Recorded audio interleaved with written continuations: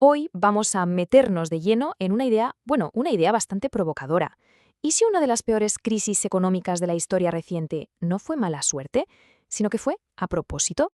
Vamos a analizar a fondo esta afirmación que es realmente impactante. La idea de que la famosa década perdida de Japón en los años 90 fue en realidad provocada. Y claro, la pregunta que surge es, ¿quién gana con algo así? ¿Y por qué? Fijaos en este gráfico. Es brutal.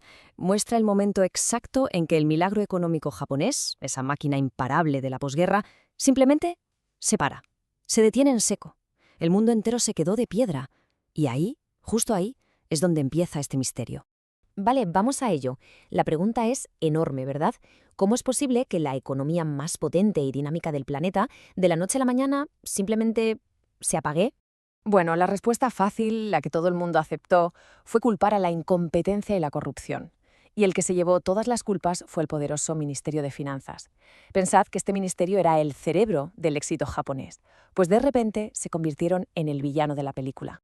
Pero claro, aquí es donde la cosa se pone interesante.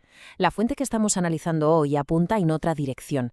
Sugiere que el verdadero responsable no era tan evidente, que había otro grupo con un plan, digamos, mucho más grande. Y en el centro de todo esto, ¿qué encontramos? Pues una lucha de poder en toda regla que llevaba cocinándose décadas.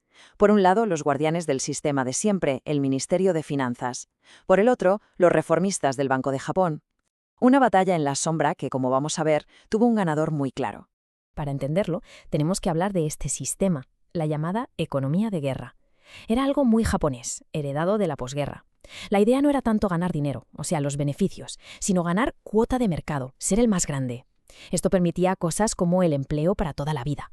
Pero claro, para que todo ese tinglado se sostuviera, hacía falta una cosa: crecer, crecer y crecer sin parar. Pero en el Banco de Japón había un grupo, a los que la fuente llama los príncipes, que pensaban que todo este sistema estaba anticuado, que había que tirarlo abajo. Y su objetivo no era solo quitarle poder al Ministerio de Finanzas, era mucho más radical.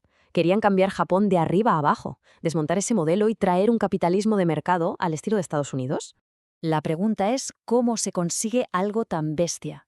Pues la teoría que exploramos hoy dice que lo hicieron de una forma sorprendente y, la verdad, bastante brutal, usando la propia economía como si fuera un arma. Años más tarde, el primer ministro Koizumi lo resumió en esta frase que se hizo famosa: no hay crecimiento sin reforma. Y esto es clave, porque se convirtió en la justificación política perfecta. El dolor económico no era un problema, era parte del plan, era la herramienta para forzar el cambio. Lo que venía a decir es: no vamos a dejar que la economía se recupere hasta que no se hagan las reformas. Y aquí está el quid de la cuestión, la lógica que hay detrás. La gente del Banco de Japón tenía pánico de que si la economía mejoraba, nadie querría hacer los cambios tan duros que ellos proponían. O sea, para ellos, que la economía se recuperara era malo. Malo porque salvaba justo el sistema que ellos querían destruir. Es una lógica un poco perversa si lo pensamos. Así que la estrategia, en resumen, fue una especie de terapia de choque. Primero, provocas una recesión bien gorda y que dure. Segundo, te niegas a hacer nada para solucionarla. Tercero, le echas la culpa de todo al sistema antiguo. Y cuarto y último, cuando todo el mundo está desesperado, presentas tus reformas como la única salvación. Y lo increíble es que, según esta versión, funcionó. Vaya si funcionó. Esa presión constante durante 10 años consiguió exactamente lo que buscaba: que el viejo sistema se viniera abajo. Aquí vemos los momentos clave, los golpes de gracia. En el 97, el Banco de Japón consigue su ansiada independencia total. Justo después, en el 98, llega el Big Bang financiero, que lo abre todo. Y la puntilla, en 2001, un cambio en las normas contables que obliga a las empresas a cambiar su forma de funcionar para siempre.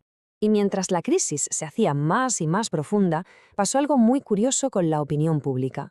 Palabras como desregulación, que antes casi no se usaban, de repente explotan en los periódicos justo a partir del 92, cuando empieza la recesión. Estaban literalmente cambiando la forma de pensar del país.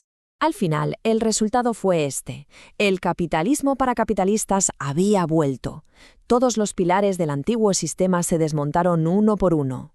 Se acabó eso de que los directivos se protegían entre ellos. Se acabó el empleo para toda la vida. El poder, que antes estaba más repartido, volvió a manos de los accionistas. Y las empresas japonesas, antes intocables, se abrieron de par en par al capital extranjero. Pero aquí viene una pregunta importante.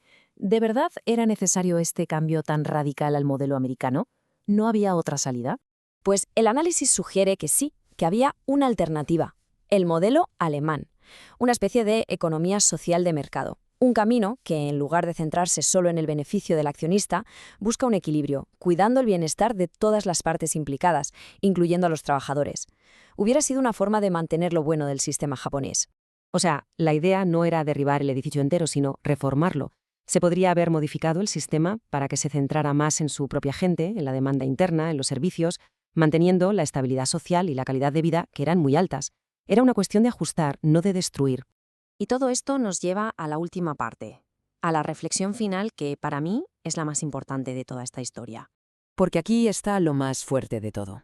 Esta decisión, la de tirar abajo un sistema económico entero y construir otro, una decisión que iba a cambiar la vida de millones de personas, se tomó sin ningún tipo de debate público. Fue cosa de un grupito de burócratas y políticos a puerta cerrada. Nadie le preguntó al pueblo japonés si quería esto. Y por eso, la fuente argumenta que esto ya no es un debate económico, es un debate sobre el poder. La cuestión no es si las reformas eran buenas o malas. La cuestión es si es legítimo provocar una crisis nacional a propósito para forzar esas reformas.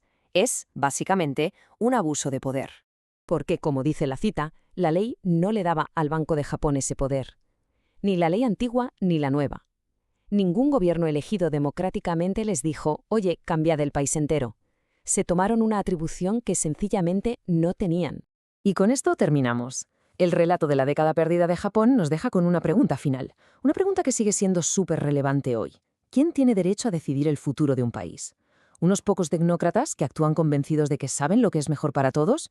¿O debería decidirse a través del debate, del voto, del lío que es la democracia? La respuesta que demos a esa pregunta, en el fondo, define qué tipo de sociedad queremos ser.